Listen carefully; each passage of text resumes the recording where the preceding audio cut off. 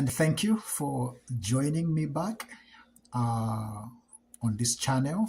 This is Robson, your friend, CEO and co-founder of Empowerment International. As I've said before, this organization is focused on leadership development and good governance. I took some time last week to kind of define leadership. And in summary, I said a leader is a person who has the skill, the ability to see, to have a vision, to communicate that vision, and then to make that vision a reality. To see a vision, to communicate the vision, and to translate that vision into a reality. That's just the simple definition of leadership.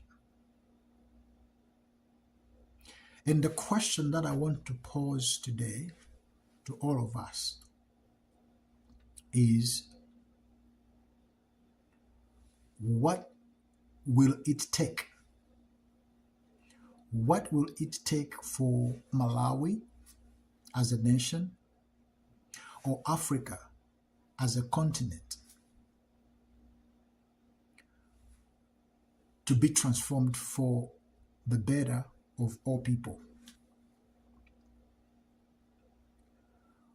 If you are like me, you have heard a lot of promises from our leaders, our politicians, who sometimes are not our leaders, but are politicians, who have used biblical terms to promise a better future for the people that are trying to mislead, not to lead, but to mislead. Over the past few decades in Malawian history, we have heard people promising, we have heard leaders promising their people the land flowing with milk and honey. We have heard leaders being referred to or referring themselves as a modern day Moses, which is a concept that is taken from a biblical book of Exodus, because Moses was a figure, was a person that God used to redeem the children of Israel from their slavery in Egypt and take them into the promised land. That is what a lot of African leaders, including Malawian leaders, Malawian politicians, have promised the people. And the truth of the matter has been that, yes, Malawians and a lot of Africans have been in trouble, economically and otherwise, spiritually as well.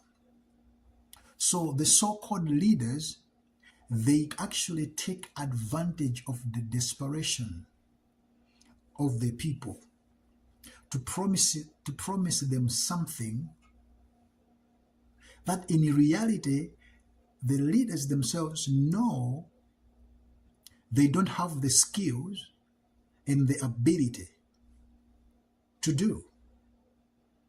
But because they have a secret agenda of enriching themselves, they tell the people what the people needs to hear, or what the people wants to hear. Oh yeah, we will take you from here to there. Oh yes, we will make sure that you are eating 3 times a day. Eating 3 times a day should not be the goal, the ultimate goal for people. Becoming the very best that God made them to be, why God made them, why God created them, should be the goal. Because the children of Israel in this example were made for more and for better than simply eating milk and honey. They were made for worship. They were made to actually represent God in this life. So the assumption that yes, the goal is to take you from here so that you can eat 3 times a day sounds very ridiculous and shallow. But because of the desperation of the people, they think this is the very best thing that can happen to us. Leadership is the ability to have a vision from point A to point B, the ability to communicate that vision to the people around, and then translate that vision into reality. What will it take for Malawi? What will it take for Africa? What kind of leaders will be able to transform Malawi from what it is now, what Malawi is right now, to what Malawi is supposed to be? What kind of leadership will transform Africa from what Africa is right now to what Africa needs to be? I know there are geopolitical issues. I know there are socio-economic issues. I know there are tribal issues, and there are so many issues in Africa. But there is a possibility that if we have leaders, true leaders in Africa, Malawi and Africa will not be the same. So what is that we need to have in our leaders for our continent and for our countries in Africa to become the very best that they can be? I have 3 suggestions for you, and I'm going to share them with you today in the same very concept of leadership. Number 1, I want to suggest to us that for Malawi and Africa to become what Malawi Africa should be or must be, we need godly leaders. I know that's a very touchy subject, but I'm not suggesting here that we need church leaders. No, I am not suggesting that even to have so-called Christian leaders. I'm not suggesting that. I'm suggesting that we need to have godly leaders. And I'll take some time in the next video to kind of explain a little bit what that means to be godly. Not religious, not churchy, but godly. That's the first quality that I wanted to suggest to you, the quality that transformative leaders will need to have for Africa and Malawi to be better. Number 2, I want to suggest to you that the kinds of leaders that we need in Africa are those that are competent, those that are able to do the job, to get the job done. If you want your car fixed, and if you take your car to an incompetent mechanic, your car is going to come back worse than the way you brought it over there. But if you have a competent mechanic, you're going to have your car good, sound, fine, operating very well. So we are talking about competent. Not assuming they are good, not assuming they're gonna get the job done, but knowing that they are good and they are able to do, the ability to get the job done. That's the competency we're talking about. And most of the times in African politics, we sacrifice competent to what may sound Christian or godly. And sometimes we compromise godly for competency, but yet it ends up messing up everything. Competency and godliness are inseparable qualities that we need for the leaders that will truly transform Malawi for the better, not only for the selected few, but for the better of the majority, for the better of all Malawians, for the better of all Africans. The inseparability of these two qualities, godly and competency, those two qualities will build together to make sure that the leaders that we choose, they have the best interest of Malawians and Africans at heart. The third quality that I wanted to share with you today is the servant-heartedness. We cannot get better in our continent. We cannot get better in our countries if we have leaders that are self-serving, that are selfish, that are not thinking of anybody else but themselves. We cannot do well at all.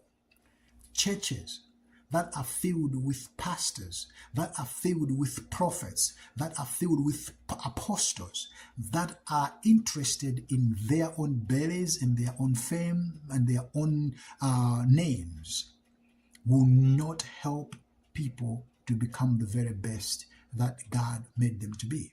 Presidents, MPs, members of parliaments who are interested in actually feeding their own big bellies, they will not be interested in how much people are suffering in rural Malawi.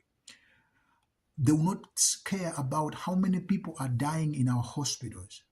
They will not care of how many children are studying under a tree in the rainy season because their children and their grandchildren are studying abroad. They don't care. So that kind of leadership is not going to take Africa to where Africa needs to be. Three qualities: godly, competent, and servant-hearted.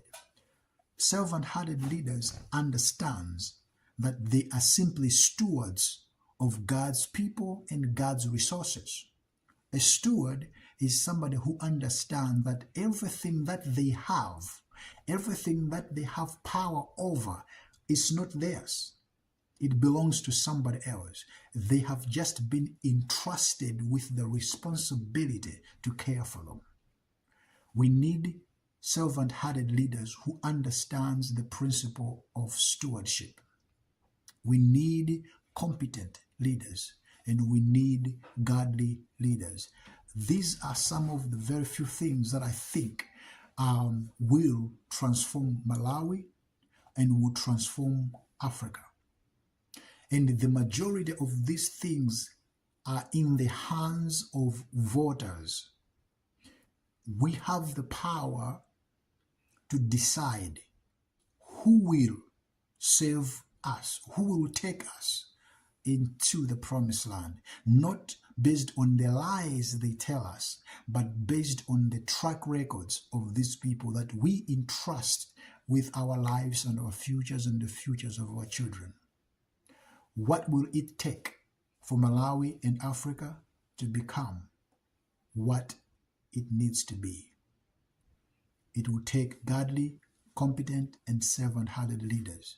And we will take a little bit of time in the next video to explain that. Thank you for taking time. Practice these things in our own lives and our own thoughts. Let's think about these things in next elections that we are having in either Malawi, in different countries of Africa, to begin to think about these three things: godly, competent, and servant-hearted leaders. Will these people serve us, or they will serve their own interest and their own bellies? Thank you so much for joining. God bless you. I will see you in the next video. Subscribe and share. Thank you.